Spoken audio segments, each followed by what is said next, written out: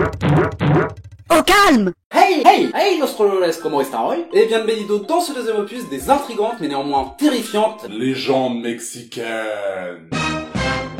Si. Et ce en s'intéressant premièrement au chupacabra, soit littéralement suceur de chèvre. Et tu te calmes direct, Billy.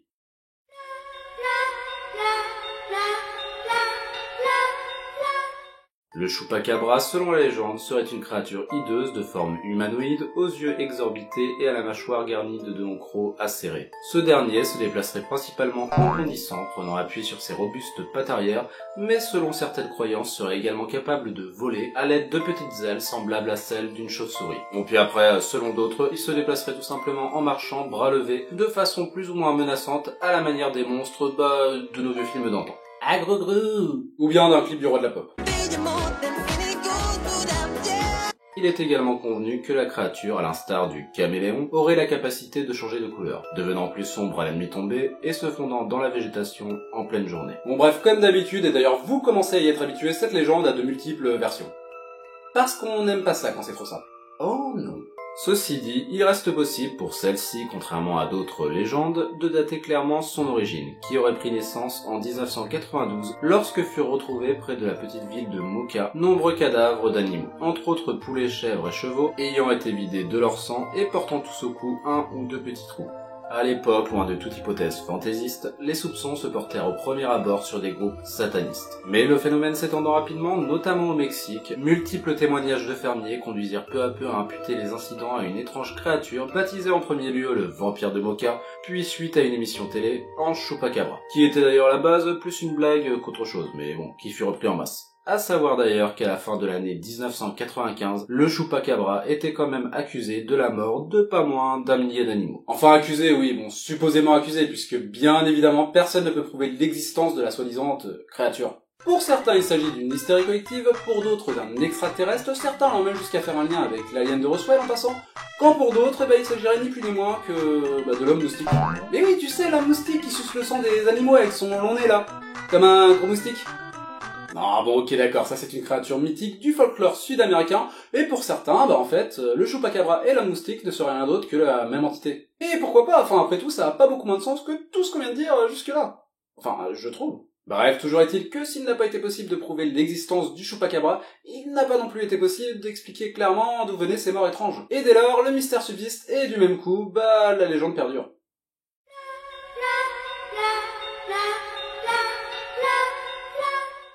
La mala aura est le nom donné à un esprit prenant la forme d'une silhouette fantomatique se fondant de nuit dans l'obscurité des routes de campagne.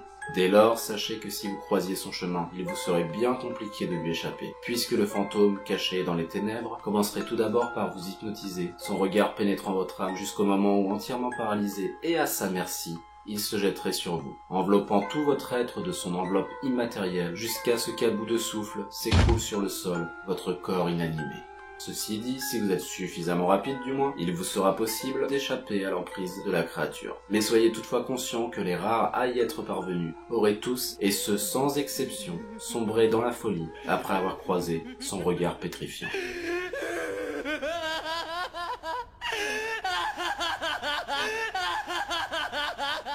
Une des versions, elle, précise que l'esprit pourrait parfois prendre l'apparence d'une vieille femme et qui deviendrait dès lors annonciatrice d'une mort prochaine pour quiconque croiserait son chemin, que ce soit pour soi ou bien la disparition subite d'un être cher.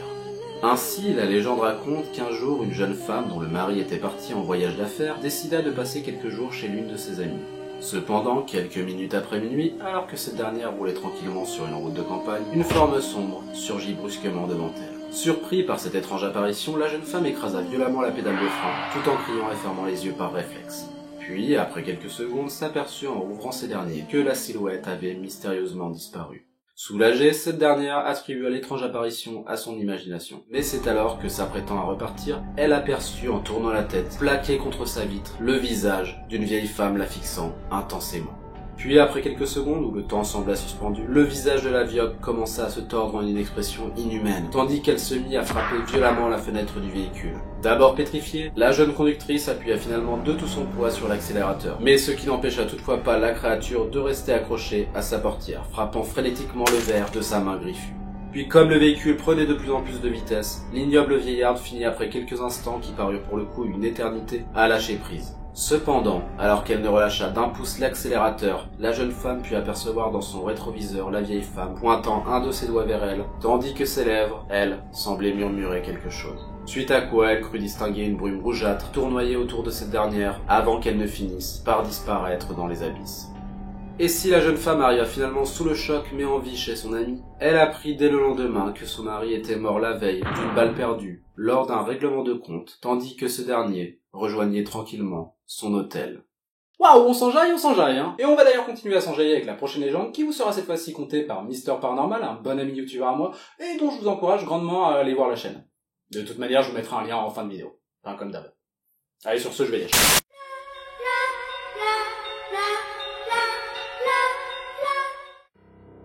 El carro de las brujas, ou la voiture des sorcières en français, est une légende urbaine mexicaine qui raconte qu'une voiture de couleur rouge circulerait à grande vitesse sur la route allant de Mexico à la ville de Cuernavaca. La voiture, ne se montrant qu'aux hommes vagabondant dans la ville la nuit, transporterait à son bord de belles et séduisantes jeunes femmes. Allant de 2 à 5 selon la légende, ces femmes useraient de tous leurs atouts et de leur charme afin d'attirer les hommes dans leur voiture. Une fois le malheureux pris au piège, le véhicule démarre et disparaît avant de réapparaître plus tard dans une autre rue, laissant le corps sans vie de leur victime. Le corps du pauvre homme serait alors retrouvé couvert de plaies et de symboles ésotériques, car selon la légende, ces hommes seraient sacrifiés lors de rituels occultes en hommage à Satan. Il est même dit que la peinture rouge de la voiture serait en réalité le sang des malheureux que ces sorcières auraient piégés et sacrifiés. Joie et félicité dans le cœur des hommes. Bref, on en arrive à la dernière légende de cette vidéo qui là aussi va parler de fantômes, esprits, ou appelle ça comme tu veux, mais qui à la différence de d'habitude, est plutôt sympathique. Ah bah tu m'étonnes, hein, ça change de d'habitude. La vache. Tuez-moi. La planchada, dit la fille aux vêtements impeccablement repassés, est certainement l'une des légendes les plus populaires du folklore mexicain, et racontant l'histoire d'une jeune fille baptisée Eulalia, qui fut un jour engagée comme infirmière dans un hôpital. Se montrant de suite empreinte d'un grand dévouement, cette dernière ne tarda pas à gagner l'estime, notamment des patients, mais également de ses collègues. Puis un beau jour, alors que tout se passait bien, arriva à l'hôpital un nouveau médecin. Le docteur Joaquin. De belle stature et d'après les rumeurs venant d'une famille fortunée, ce dernier ne tarda pas à faire tourner la tête de nombreuses infirmières. Et si toutefois Eulalia ne semblait porter que peu d'intérêt pour ce dernier au premier abord, elle ne tarda pas, à son tour, après l'avoir aidé dans l'une de ses tâches, à tomber sous le charme du beau médecin. Ainsi commencèrent-ils gentiment à se fréquenter, puis le temps passant à se rapprocher, jusqu'à ce qu'ils finissent, au bout d'un an, par lui faire sa demande. Requête que la jeune femme accepta de suite, aveuglée par son amour, et ce malgré les mises en garde de ses collègues sur son futur époux, dont la réputation d'homme volage dépassait les simples frontières de l'hôpital. Il faut dire que cette dernière n'avait jamais eu jusque-là de petite amie, trop occupée par ses études, et que le docteur Joaquin représentait donc son premier amour. Peu de temps après sa demande, ce dernier dut s'absenter pour un soi-disant séminaire et demanda alors à sa future épouse de lui préparer son costume. Costume qu'il récupéra la veille de son départ, rassurant alors la jeune femme de 1001 promesses avant de la quitter.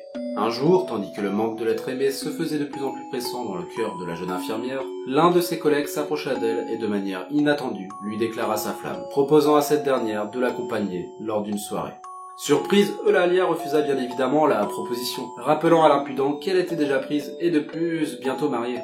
L'homme, alors probablement vexé d'avoir été ainsi repoussé, répondit à cette dernière et sans y mettre les formes, qu'il était étrange que personne ne l'ait prévenu que son fameux docteur d'amour avait démissionné quelques jours auparavant et était en ce moment même en voyage de noces avec sa nouvelle épouse. D'abord choquée et sur la défensive, la jeune femme ne voulut croire ce dernier, mais dut pourtant se rendre à l'évidence quand elle vérifia par elle-même dans les dossiers de l'hôpital. Oui, l'homme qu'elle aimait lui avait menti, oui, il avait démissionné, et oui, il était bien marié à une autre. Après cette terrible déception, Eulalia continua son travail à l'hôpital, mais ne fut cependant plus jamais la même, se montrant sombre et renfermée, allant parfois jusqu'à oublier ses patients, ce qui conduisit jusqu'à la mort de certains d'entre eux. Étrangement et malgré sa grande négligence, la jeune femme ne fut renvoyée. Ses supérieurs, connaissant son histoire et la sachant déprimée, espéraient qu'avec le temps, elle redevienne l'infirmière dévouée qu'ils avaient connue fut un temps. Mais ce ne fut pas le cas, et 1 an plus tard, elle tomba elle-même malade, se retrouvant à son tour patiente de l'hôpital. C'est alors qu'elle constata surprise avec quelle froideur et indifférence les infirmières la traitaient, et commença face à ce miroir d'elle-même à regretter d'avoir été si mauvaise avec ses patients. Elle aurait d'ailleurs tout donné pour réparer le tort causé, mais malheureusement, il était déjà trop tard, et la jeune femme mourut au bout de quelques jours, le cœur plein de regrets. La légende raconte toutefois qu'une nuit, quelques semaines plus tard, une des infirmières de garde s'étant assoupie, se réveilla en sursaut et regardant l'heure, se rendit compte qu'elle n'avait pas prodigué les soins nécessaires et pourtant vitaux à l'un de ses patients. Courant vers la chambre du malheureux, quelle ne fut alors sa surprise, en entrant dans cette dernière, de constater que quelqu'un s'était déjà occupé de la perfusion nécessaire. Et lorsqu'intriguée, elle demanda à ce dernier qui en était responsable, le malade répondit qu'il s'agissait d'une jeune infirmière blonde qu'il n'avait encore jamais vue, à la robe incroyablement blanche et sans plis. Par la suite, l'étrange bienfaitrice rendit visite à de nombreux patients, et si à vrai dire aucun d'entre eux ne semblait pouvoir se souvenir clairement de son visage, tous parlaient de sa gentillesse et de sa tenue toujours repassée de manière irréprochable, ce qui en définitive lui valut le surnom de Planchada. De nos jours encore, la Planchada continuera à veiller sur de nombreux malades d'hôpitaux mexicains, sauvant parfois certains d'entre eux d'une mort certaine. Waouh! Alors là pour le coup... Bref les petits trolls, c'est sur cette note un petit peu plus sympathique que d'habitude que s'achève cette vidéo. J'espère qu'elle vous aura plu et si c'est le cas, n'hésitez pas à partager pour soutenir la chaîne. Et sur ce, moi je vous dis tout simplement à une prochaine vidéo. Et avant de se quitter, un petit mot sur le blog de l'ami Elistar qui parle de surnaturel, contes et légendes, donc plutôt dans le thème de cette vidéo et qui je pense devrait vous plaire. D'autant plus qu'il est particulièrement bien fait et plutôt agréable à parcourir. Bref, je vous mets le lien en description et vous encourage à aller y jeter un œil. Allez sur ce, à plus les petits trolls. J'ai encore rêvé d'elle, c'est bête, elle n'a rien fait pour ça. Elle n'est pas vraiment belle, c'est mieux, elle est faite pour moi.